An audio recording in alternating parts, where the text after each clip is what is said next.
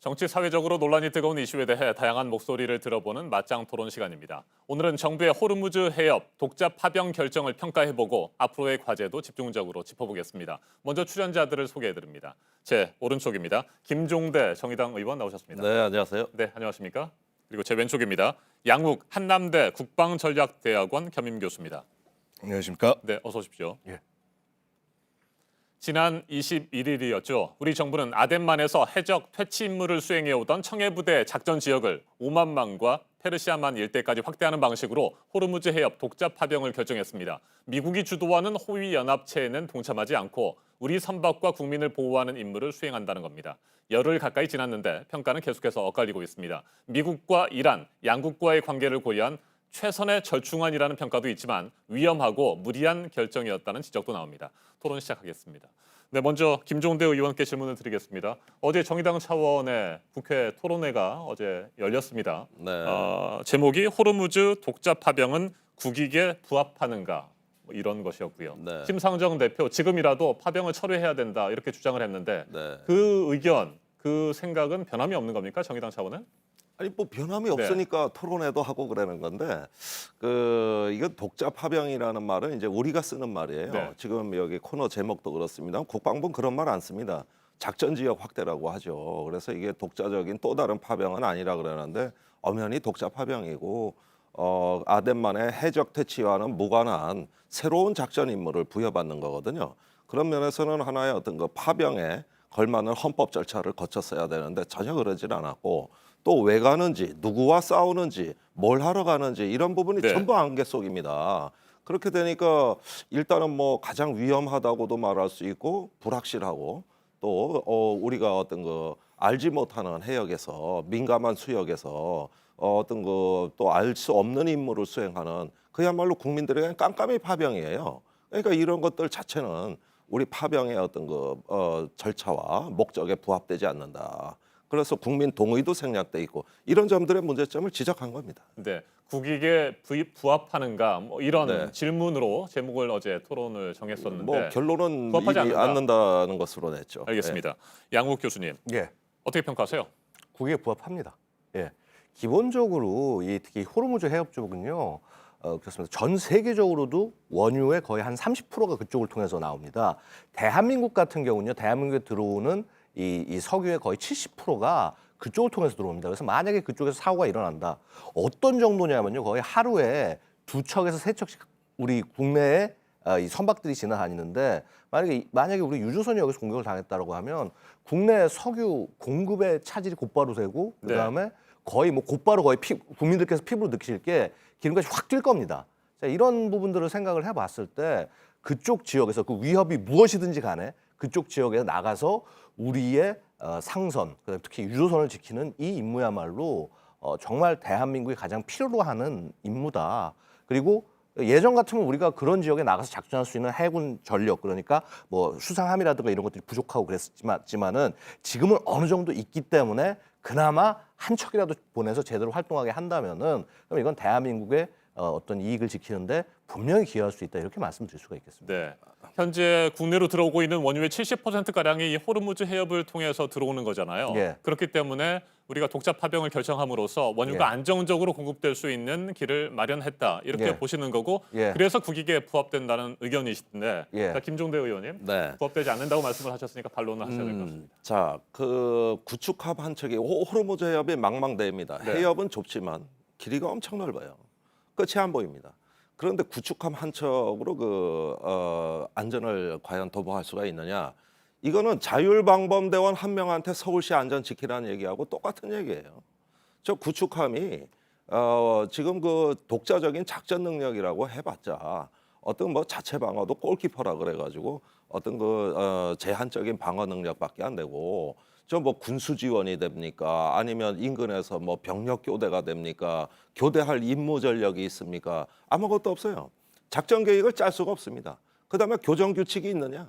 저게 그 어느 위협인가에 따라 가지고 대응 방법이 다 달라지는데 우리 여기 대한민국에 앉아가지고 통제할 수도 없는 노릇이고 현장에서 판단해야 되는데 이런 어떤 그 무모한 작전을 저 구축함 한 척한테 부여해가지고 안전을 도모한다고 하는 게 안전을 도모하는 게 아니라 자칫 위험을 초래하는 이런 역작용도 예상할 수가 있습니다. 거기에다가 유조선을 뭐 어뢰나 대포나 뭐에 대해 공격을 받는다는 가정 자체가 저는 조금 이견이 있는 것이 아니 왜 그런 가정을 하는 것이죠? 이 유조선이 공격받을 수 있다는 건 매우 극단적인 사례. 어떤 전쟁에 버금가는 어떤 분쟁 상황에서 일어나는 것인데 처음부터 최악의 극단적 상황을 가정으로 해가지고 여기에 남의 나라 어떤 육지가 다 있는 영토가 다 있는 민감한 해역에 가장 공격형 무기라고 할 수 있는 해군 구축함을 투입하자는 이 발상 자체는 매우 극단적인 겁니다. 그럼 위협이 그러면 저 호르무즈 해협에 우리 원유의 70%가 있다면 아예 우리 해군이 가서 지키는다 그런 바답니까?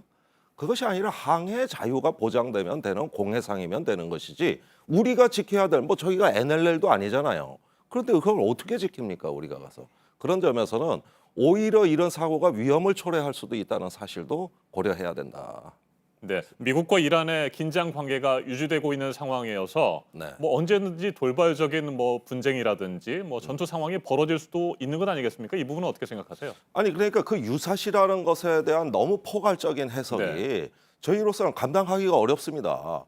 도대체 이 그 중동 내에서 시아파, 수니파 갈등도 있는 것이고 또 중동 세력 전체가 미국과 대립할 수도 있는 것이고 오늘날 국제 정치 중에 중동 정치처럼 복잡한 동네가 어디 있습니까? 그러니까 어떤 데 개입을 하냐. 이게 얼핏 보면은 우리 교민과 유조선의 안전을 도모한다고 파병하는 것 같지만 네. 기실 그 내막에는 이란이 중동의 패권자로 지역 강자로 부각하는 거를 억제해보자는 미국의 중동 전략이 있는 거예요. 거기에 편승하고 끼어드는 순간 이건 전혀 양상이 달라집니다. 이거 우리 상선 보호하고도 전혀 무관하고 우리 교민 보호하고도 전혀 무관한 그런 복잡한 국제정세 네트워크의 한가운데 들어가는 거예요. 이게 어떻게 안전을 도모하는 겁니까? 위험을 초래하는 것이죠. 네, 그러니까 오히려 호르무즈 해협의 긴장을 더 고조시킬 뿐이고 우리 국민과 선박을 보호하는 데 실익도 없을 것이다 이렇게 보시는 거군요. 네, 그건 누구도 모릅니다. 알겠습니다. 양 교수님 예. 반론하시죠.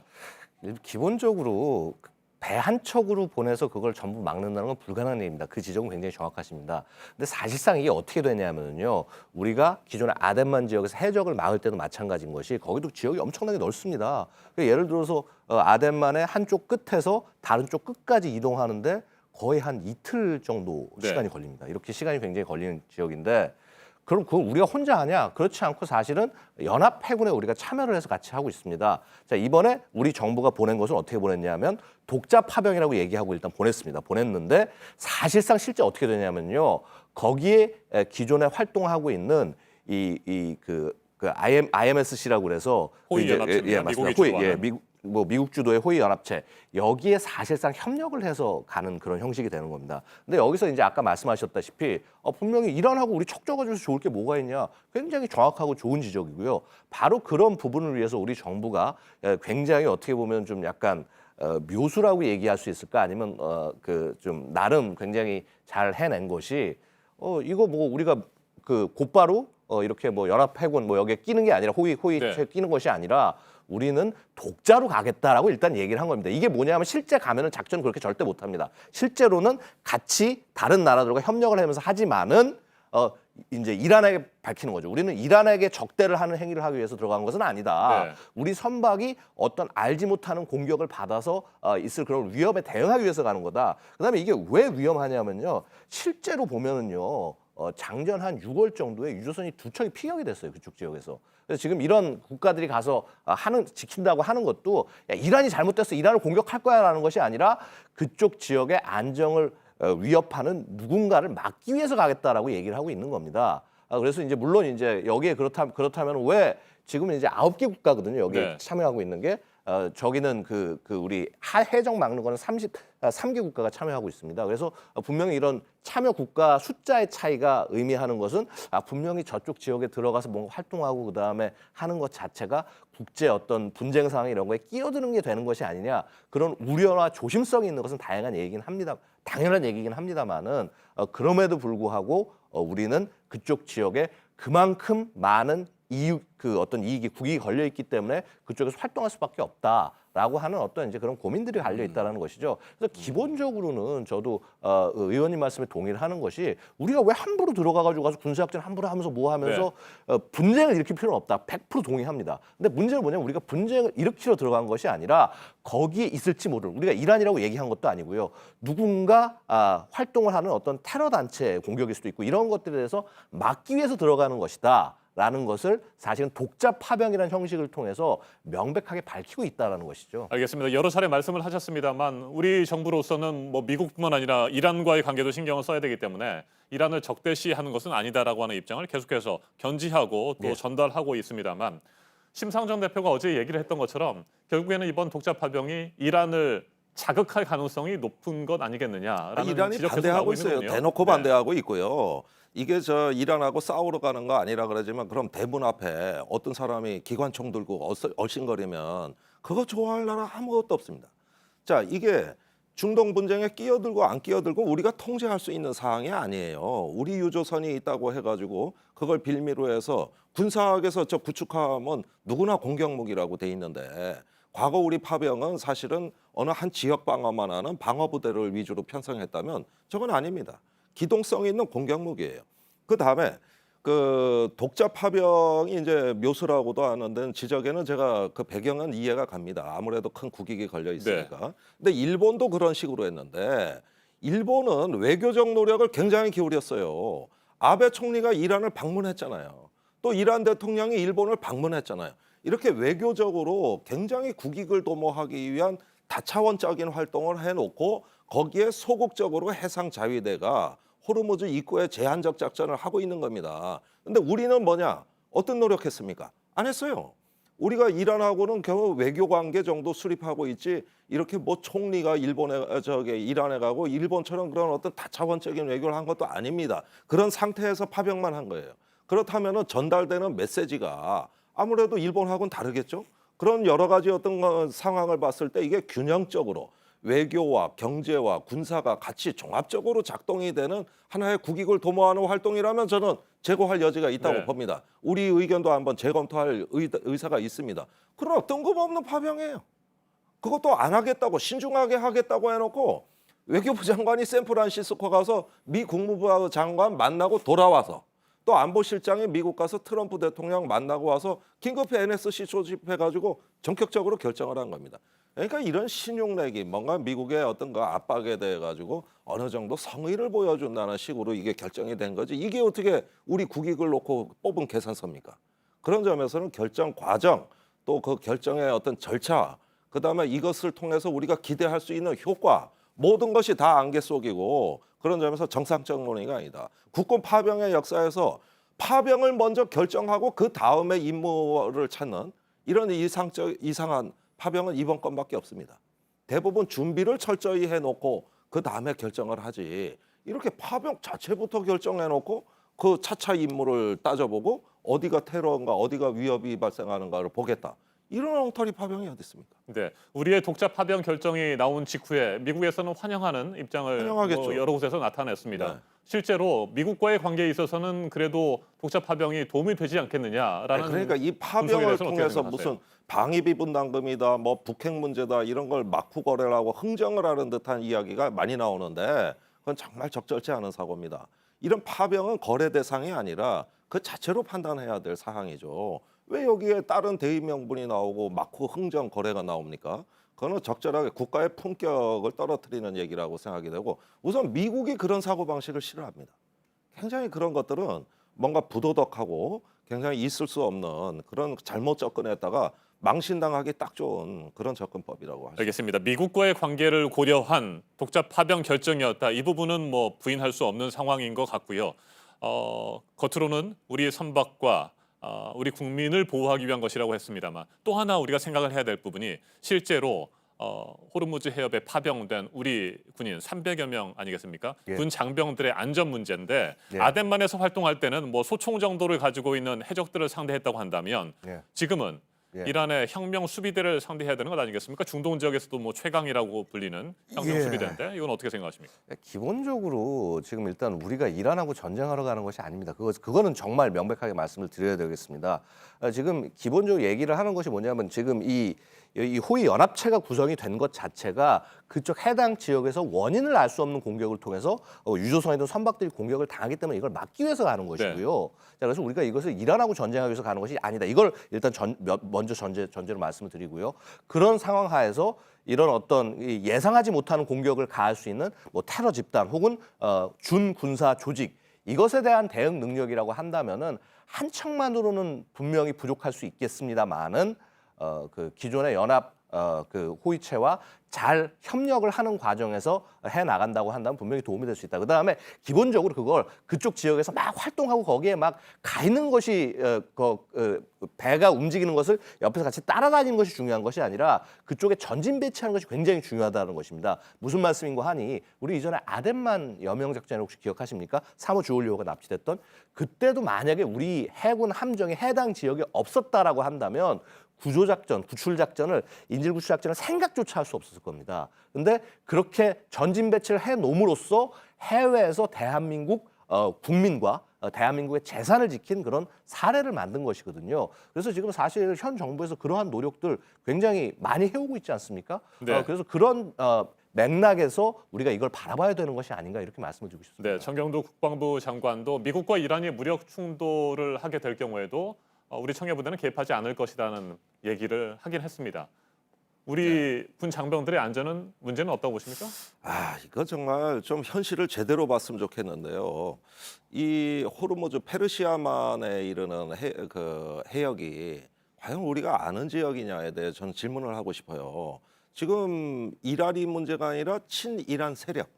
그래서 저는 이란 세력이라고 표현하고 싶습니다. 헤즈볼라도 있고 또 후티 반군도 있고 또 자생적으로 경쟁을 합니다. 존재감을 과시해야 되거든요. 그러다 보면은 어떤 그 표적을 찾아서 배회하게 돼 있는데 사실 그 친이란 무장 단체들의 이제 암약이라든가 또 수니파도 사실 반미예요. 그 이란하고 적대시했다고 해서 그럼 친미냐 아니거든요. 거기도 반미 테러 조직이 굉장히 많습니다. IS도 있고. 그래서 이런 어떤 그 복잡한 지형에서 우리가 뭔가 최전방에 하나의 어떤 그 깃대를 꽂고 우리 국익을 수호한다고 의지를 보인다 그러는데 도대체 그 대상이 누굽니까? 누굴 대상으로 뭘 보호하기 위해서 이런 것들을 하는 것이죠? 그리고 그로 인해서 거둬들이는 우리 기대하는 효과가 뭡니까? 지금 어뢰에 의해서 유조선 2척이 피격됐다 그러지만은 한국 선박에 대해서 여태까지 어떤 위협이 있었다는 보고도 없습니다. 공격받은 적은 더더군다나 없고요.